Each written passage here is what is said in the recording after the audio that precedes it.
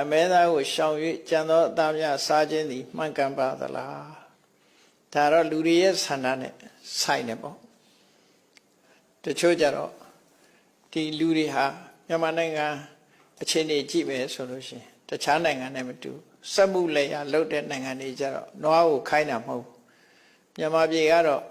စက်မှုလက်ရမထွန်းကားသေးဘူးပေါ့မထွန်းကားသည့်အတွက်ကြောင့်လက်ဆိုင်တယ်ဆိုလဲနွားနဲ့ပဲထွန်းတာရက်တာတွေအကုန်နွားနဲ့ဆိုတော့ကျေးဇူးတရားကိုသိတတ်မယ်ဆိုရင်အော်သူတို့ရှိလို့ငါတို့စားနေရတာပါလားဟာသူတို့လှုပ်အားတွေနဲ့ပါလားလို့ဆိုရင်ဒီလိုကျေးဇူးတင်ပြီးတော့ရှောင်တာနော်ရှောင်တာဟာရှောင်တဲ့ဘက်ကကြည့်မယ်ဆိုရင်ကောင်းတယ်လို့ပြောရမှာနော်ကျန်တဲ့ကျန်တဲ့တရားဝါတွေကိုဒီစားတာဟာကိုယ့်အကိုဟင်းတစ်အနေနဲ့စားတယ်ဆိုလို့ရှိရင်တော့သူကအပြစ်မရှိဘူးသို့တော့ငါတို့စားဖို့ဒီတရားဝါတွေကိုဘုရားသခင်ကဖာဆင်းပေးတယ်လို့ပြောမယ်ဆိုရင်ဒါမှားယွင်းတဲ့ပြောဆိုချက်ဖြစ်လို့ပိဿဝါစာဖြစ်တယ်အမြင်ဟာလည်းမှားယွင်းတဲ့အမြင်ပဲဖြစ်တယ်တရားဝါဆိုတာဒုက္ခနဲ့သူဖြစ်တာလူစားဖို့ဖြစ်လာတာမဟုတ်ဘူးဒုက္ခနဲ့သူဖြစ်ကြတာဘယ်သူမှလည်းဖန်ဆင်းပေးထားတာမဟုတ်ဘူးဒုက္ခနဲ့သူဖြစ်လာကြတယ်အဲ့တော့အကျဉ်းတရားထားမယ်ဆိုရင်အလုံးပေါ်မှာထားတဲ့နွားကြတော့အကျဉ်းတရားအပြင်ကျေးဇူးတရားဟောပါလူတွေကထက်သွင်းစဉ်းစားကြတာပေါ့ထက်သွင်းစဉ်းစားကြတာအဲ့တော့အကယ်၍မေတ္တာတရားအနေနဲ့ဘယ်မည်သည့်တရားရဲ့အသားမှမစားဘူးအလုံးကိုတနာကျင်နာတဲ့စိတ်နဲ့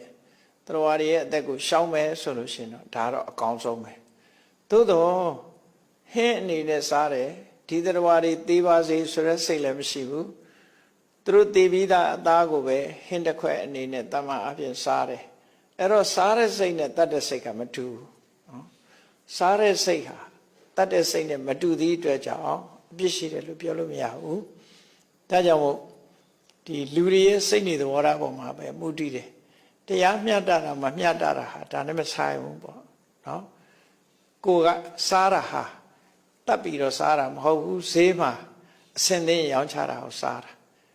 တချို့ကလည်းပြောကြတယ်စားသူရှိလို့တတ်သူရှိတာလားစားလို့တတ်တာမဟုတ်ဘူးမစားလည်းတတ်တာစင်နေဆိုရင်မစားဘဲနဲ့အစွဲလို့ခြင်းတို့တတ်တာအများကြီးပဲနော်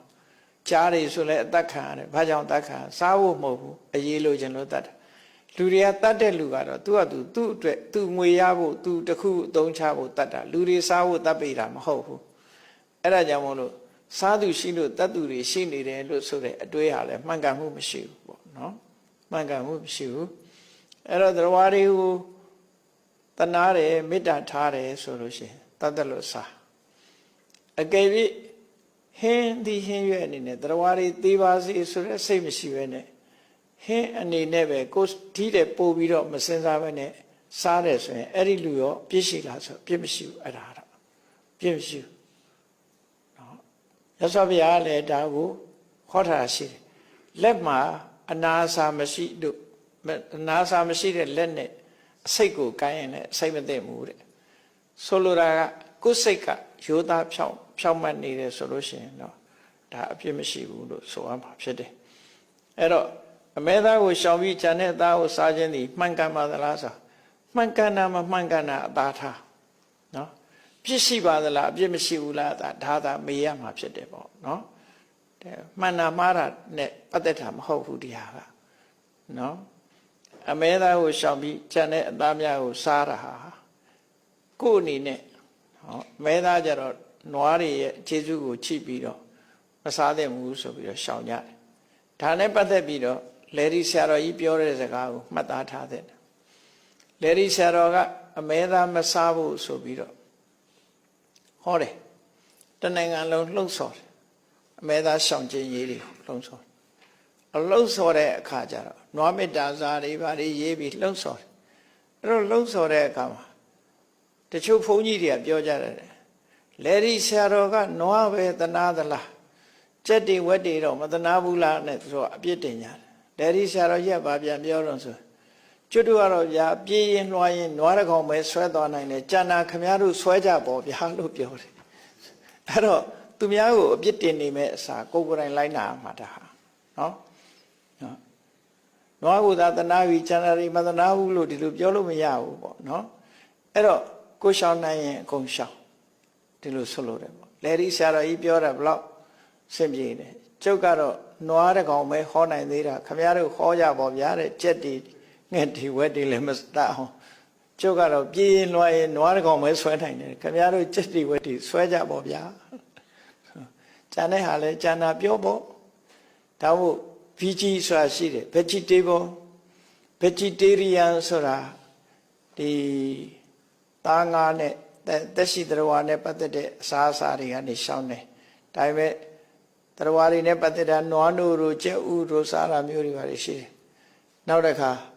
ဒီတရေအိတ်တို့တရေဖနတ်တို့စီးတာဒါလည်းသားအောင်စားတာလိုပဲဘာထူးတော့တရေဖနတ်စီးနေတယ်ဆိုရင်နွားသားစားတယ်လို့ပဲမထူးသူ့ဟာကိုသုံးတာဖြစ်တယ်မိချောင်းရည်တွေသုံးတယ်ခုခေတ်မှာဆိုလို့ရှိရင်အဲ့တော့တရားဖြစ်လာတာဘီချီဆိုတာတရားဖြစ်လာတာတွေဘာတစ်ခုမှမသုံးဘူးနော်သေချာခင်လည်းမောနဲ့သေဖနတ်လည်းမစီးနဲ့သေအိတ်လည်းမကိုင်းနဲ့တရားရတဲ့ဟာဆိုရင်တစ်ခုမှမသုံးတာမွေအင်ကြီးလည်းမောနဲ့ဒီလိုဆိုလို့တယ်လူတွေကစားတာတစ်ခုလေးတင်ပြောလို့မရဘူးဒီဟာနော်တရားတွေသေဆုံးရတာစားလို့တစ်ခုတည်းကြောင့်မဟုတ်ဘူးခြားတယ်အဲ့တော့ကျေကျေပြတ်ပြတ်စဉ်းစားတတ်ရမယ်လို့သူတို့ဆိုလို့တယ်